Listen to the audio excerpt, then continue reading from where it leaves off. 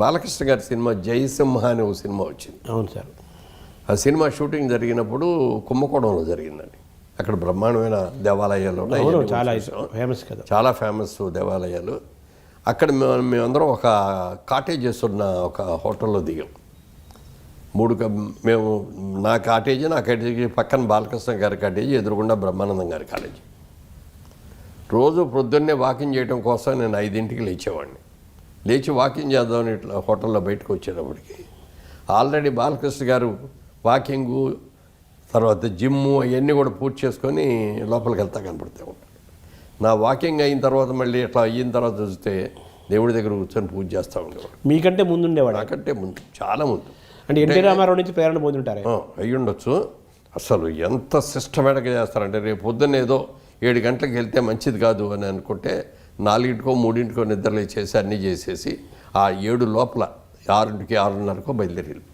అంత క్రమశిక్షణ, అంత క్రమశిక్షణ. అంటే బహుశా ఎన్టీ రామారావు అదే చేసేవారు, ఆయనే ప్రేరణ. అంటే ఆయనకి ఈ తిథులు, నక్షత్రాలు, మంచులు, చెడులు, ఏ రోజు ఎటు వెళ్ళాలి, ఏ రోజు ఎటు పక్క వెళ్ళకూడదు, ఇవన్నీ కూడా తెలుసు బాగా. అవన్నీ ఆచరిస్తాడు ఆయన. అలా చేసేవారు.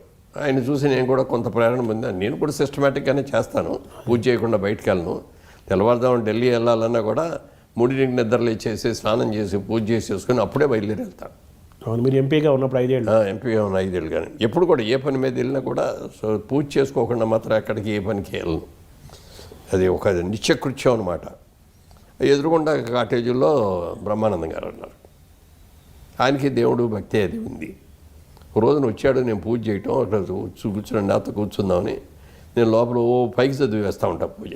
మామూలుగా మనసులో చేసే పూజ కాకుండా దానికి కూడా ఒక కారణం ఉంది. అంటే నా వాయిస్ బిగినింగ్ డేస్లో కొంచెం పీలగా ఉండేది. ఇప్పుడు బేస్ అయింది కదా వాయిస్. అదే అప్పుడు అందరూ చెప్పారనమాట, చెప్పి ఇట్లా బాగా కొంచెం నువ్వు ప్రాక్టీస్ చేసుకోవాలి, వాయిస్ ప్రాక్టీసు, వోకల్ ఎక్సర్సైజ్ చేయాలి, వోకల్ ఎక్సర్సైజ్ చేస్తే కానీ ఇది రాదు అని చెప్పి దానికి అయ్యో కొన్ని చెప్పారు. ఆ చెప్పిన దాంట్లో నేను అన్వయించుకున్న దాంట్లో ఒకటి పూజ. రోజు పూజ చేసేటప్పుడు బాగా బిగ్గరగా చదవాలి.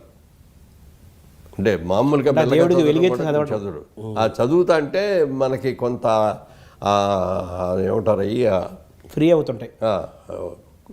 గొంతుకు సంబంధించిన ఇవన్నీ కూడా ఫ్రీ చేసాం.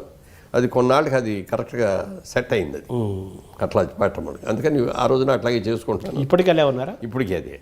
అంటే మరీ బిగ్గరగా కాదు కానీ పైకే చదువుతాం. ఆయన షూటింగ్ ఆయనకి లేదు, నాకు లేదు. ఆ రోజున మధ్యాహ్నం నుంచి వస్తున్నారు. సరే కాసేపు కూర్చొని నాతో మాట్లాడదామని వచ్చారు ఆయన. వచ్చేస్తే నేను లోపల పూజ చేసుకుంటున్నాను. చూసి బయట కుర్చీ ఉంటే ఆ కుర్చీలో కూర్చున్నాను. ఇంకా అయిపోద్ది అని ఎదురు చూస్తున్నాడు. అవలా ఏవో అందరు దేవుళ్ళు వరుస పెట్టి నేను స్తోత్రాలు చేసుకుంటా వెళ్తున్నాను. అయిన తర్వాత బయటకు వచ్చిన తర్వాత అడిగాడు, మురళీమోహన్ గారు మీరు ఏ దేవుడిని ప్రార్థిస్తారో అన్నాడు. నేను అందరు దేవుళ్ళని ప్రార్థిస్తానండి. జీసస్ క్రీస్తుని చేస్తాను, అల్లానే చేస్తాను, గౌతమ్ బుద్ధుడిని లైక్ చేస్తాను.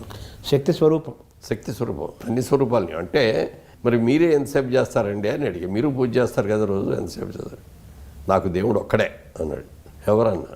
వెంకటేశ్వర స్వామి అన్నాడు. నేను వెంకటేశ్వర స్వామికి తప్పించి ఇంకెవరికి పూజ చేయను. అదేమిటి సార్ అలా ఎందుకు పెట్టుకున్నారన్న చిన్న ఉదాహరణ చెప్పాడు. మా ఇంట్లో పని మనిషి ఒక అమ్మాయి ఉంది, 10 ఇళ్ళు చేస్తుంది. మా ఇంట్లో కూడా వచ్చి ఒక గంట సేపు చేసేసి వెళ్ళిపోద్ది.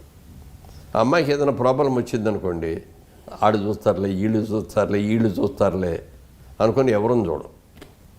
అదే మా ఇంట్లోనే పని చేస్తుంది అనుకోండి, మా ఇంట్లో పనిచేసే మనిషికి ఏదైనా జబ్బు చేసింది అనుకోండి, ఆటోమేటిక్గా మేము చూస్తాం. చేయాలి కదా, మన మనిషి కాబట్టి. కానీ 10 మందికి 10 చోట్ల చేసేటప్పుడు పూజకి 10 దగ్గరికి వెళ్ళే వాళ్ళకి ఆడు చేస్తారు, లేడీ చేస్తారని ఎవరు చేయరు. అందరూ నీళ్లు పోసిన సామెత అయిపోతుంది. అందుకని దేవుడికి కూడా ఆయన తత్వం చెప్పింది వాడు. దేవుడికి పూజ కూడా ఒక్కరికే చేయాలి. ఒక్కళ్ళు చేస్తే మన భక్తుడు ఈయన మనతోనే ఇది ఉంటాడు అని చెప్పి ఆ దేవుడు చేస్తాడు.